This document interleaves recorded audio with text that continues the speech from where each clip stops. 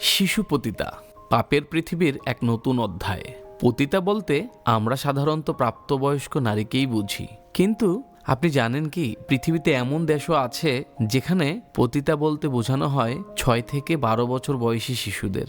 আজ আমরা তুলে ধরছি শিশু পাচার ও চাইল্ড অ্যাবিউজে ভয়াবহভাবে আলোচিত সমালোচিত দেশ ফিলিপাইনের বাস্তবতা।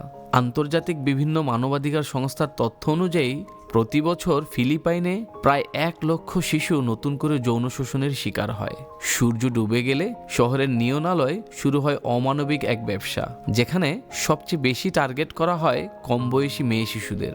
ফিলিপাইনের উত্তর পশ্চিমাঞ্চলের শহর অলঙ্গাপো, যা একদিকে বিশ্বের সবচেয়ে সুন্দর নারীদের শহর হিসেবে পরিচিত, অন্যদিকে শিশু যৌন ব্যবসার অন্যতম কেন্দ্র।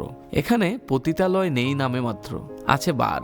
যদিও দেশটিতে যৌন ব্যবসা আইনত নিষিদ্ধ, বাস্তবে এই বারগুলোই গোপনে পরিচালিত হয় বিদেশি সিন্ডিকেটের মাধ্যমে।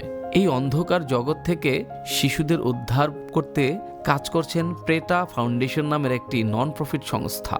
সংস্থাটির সোশ্যাল ওয়ার্কার মার্লিন নিজেও একসময় এই নির্যাতনের শিকার হয়েছিলেন। এখন তিনি নিয়মিত রেড লাইট এলাকায় গিয়ে শিশুদের উদ্ধারের চেষ্টা চালান।